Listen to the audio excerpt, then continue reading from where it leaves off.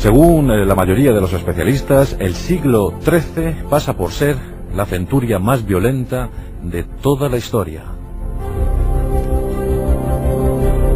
En ese siglo, en el mencionado siglo, se libraron las últimas cruzadas de la cristiandad contra el Islam, con el propósito de recuperar Tierra Santa. Fueron en total 8 cruzadas las libradas por las tropas cristianas entre los siglos XI y XIII.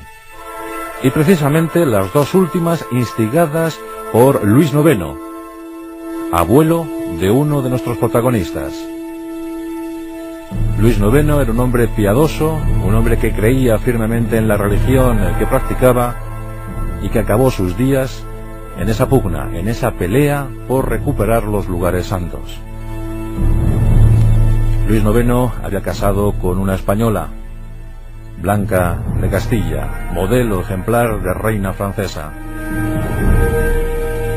Pero tras los desastres de 1270, la situación quedó en stand-by, en auténtico parón, y la cristiandad dejó de mirar hacia Oriente Próximo para entregarse más a sus cuitas feudales. Europa ya no precisaba, ya no necesitaba, ya no quería pasar por el difícil trago de una nueva derrota en Tierra Santa. Las cruzadas, por tanto, quedaron atrás.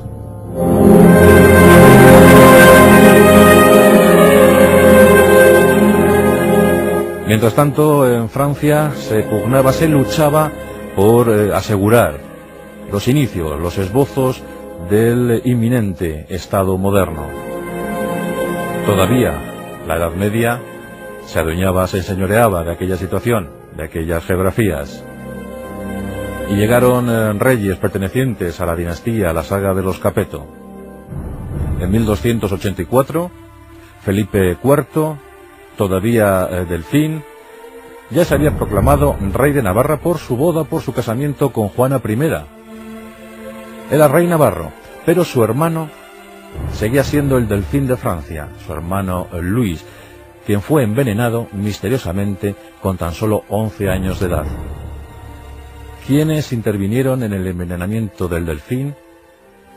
Eso es muy difícil explicarlo, pero lo cierto es que este suceso allanó el camino para que su hermano pequeño, Felipe, ahora Felipe IV de Francia, Felipe el Hermoso, pues era de buen porte, era buen mocetón, ocupara el trono de Francia.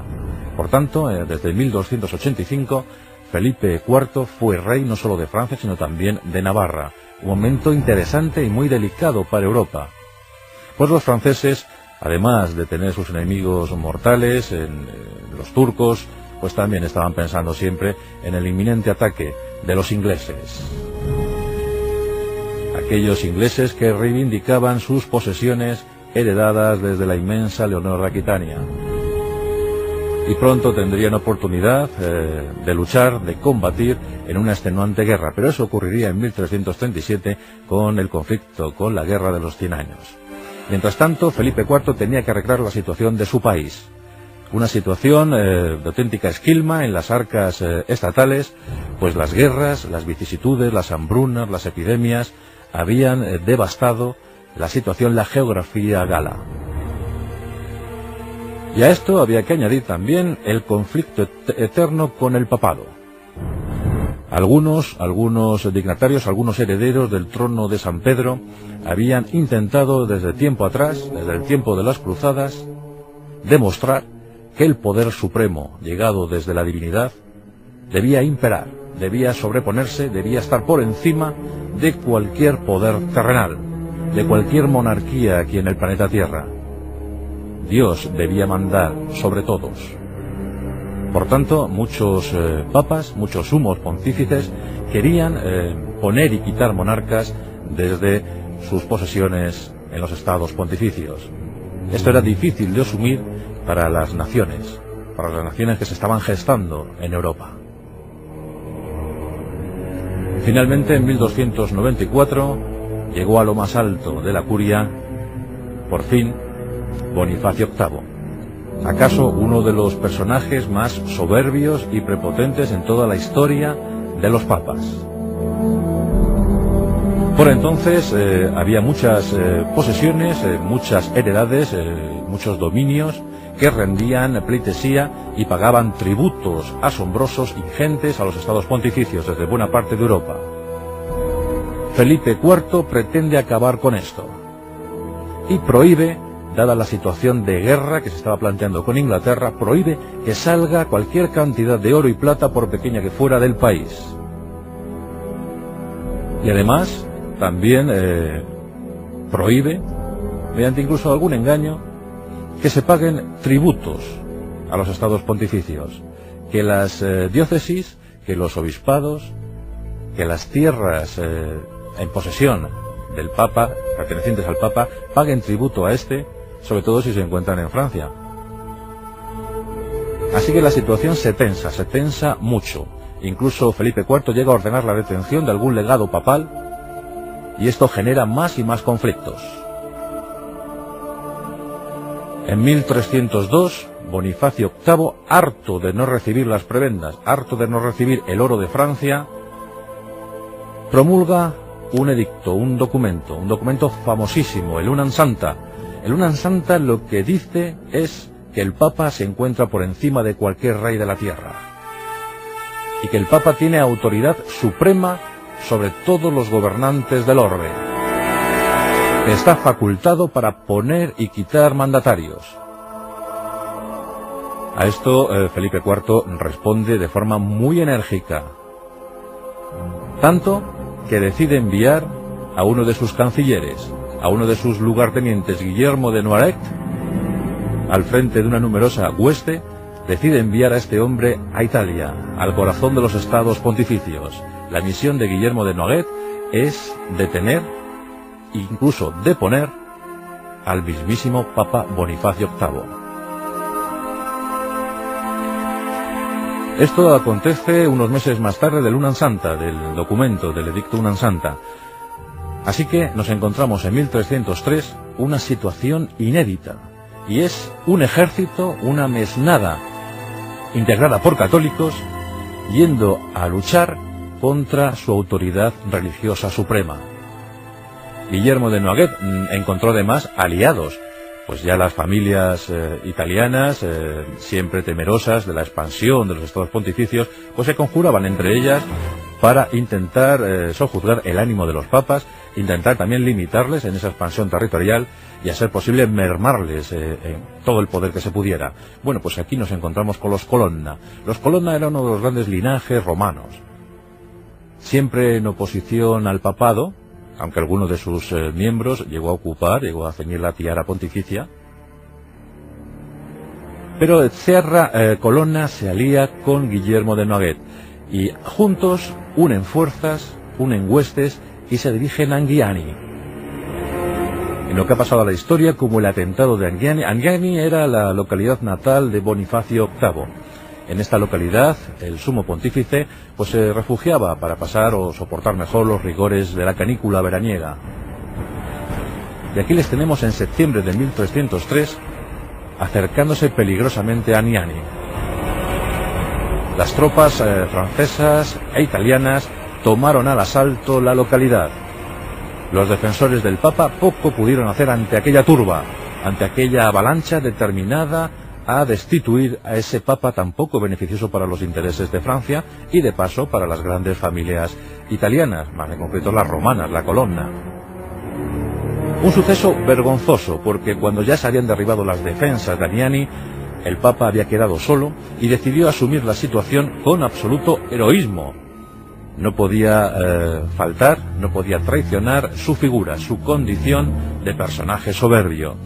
En consecuencia, Bonifacio VIII vistió sus mejores ropajes, colocó todos sus galardones, todas sus distinciones en aquellas ropas y se sentó en su trono a la espera de acontecimientos.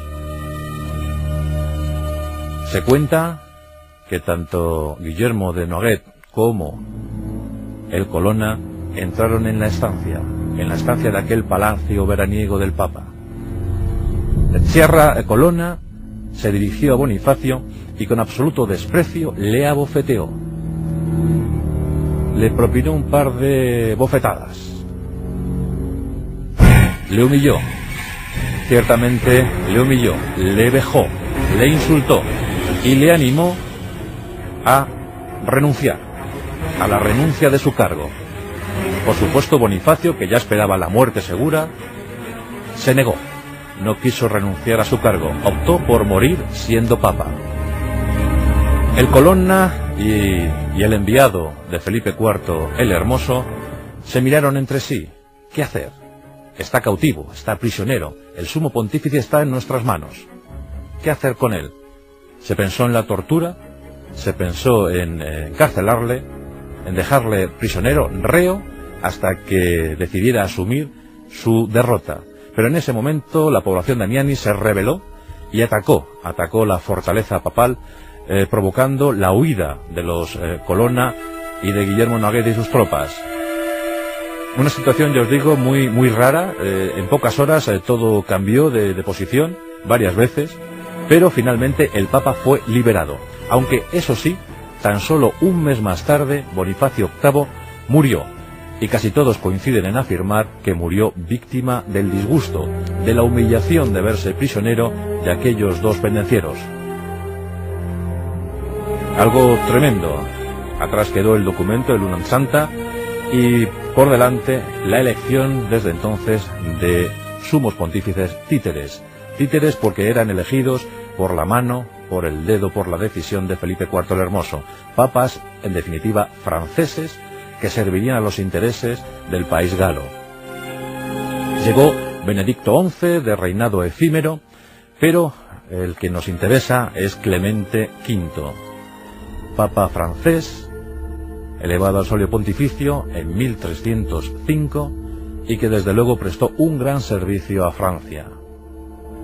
Ante la situación de inseguridad, pues no se veía bien siempre que fuera elegido un papa extranjero, y este era francés, enemigo acérrimo de los estados pontificios, pues Clemente optó por trasladarse a Francia.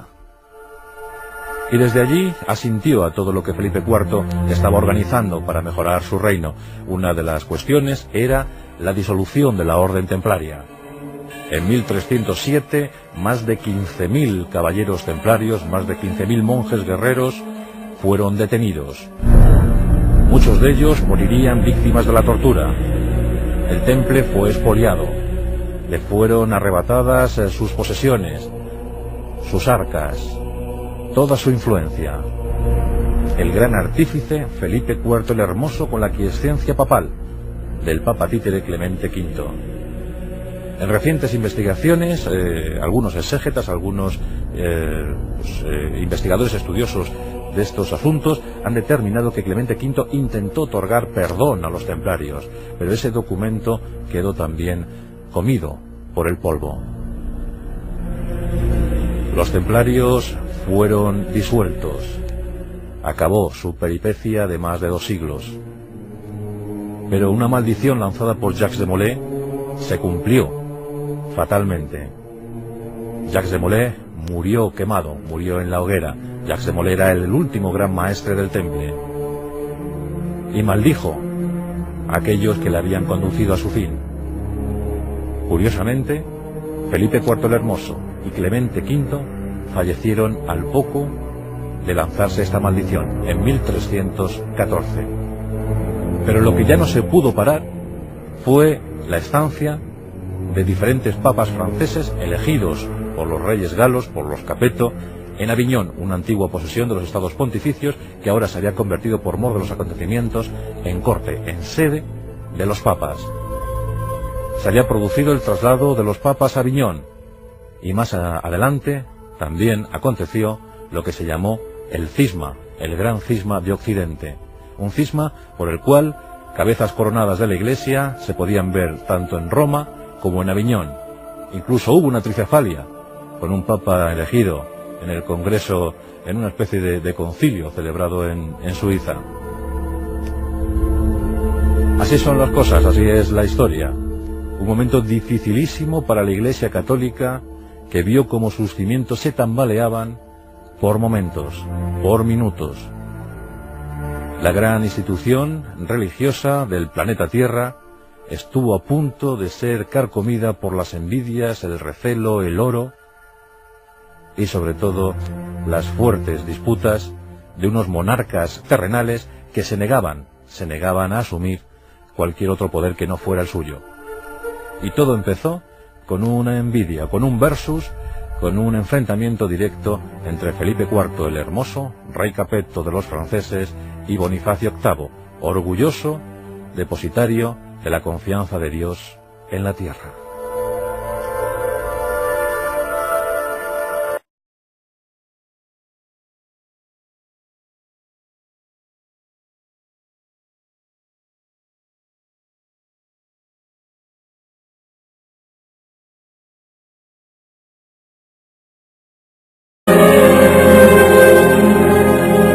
Mientras tanto, en Francia se pugnaba, se luchaba por asegurar los inicios, los esbozos del inminente Estado moderno. Todavía la Edad Media se adueñaba, se enseñoreaba de aquella situación, de aquellas geografías. Y llegaron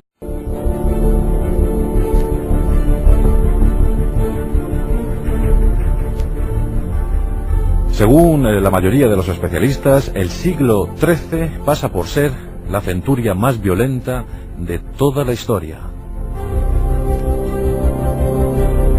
En ese siglo, en el mencionado siglo, se libraron las últimas cruzadas de la cristiandad contra el Islam, que practicaba y que acabó sus días en esa pugna, en esa pelea por recuperar los lugares santos. Luis IX había casado con una española, Blanca de Castilla, modelo ejemplar de reina francesa. Pero tras los desastres de 1270, la situación quedó en stand-by, en auténtico parón, y la cristiandad dejó de mirar hacia Oriente Próximo para entregarse más a sus cuitas feudales.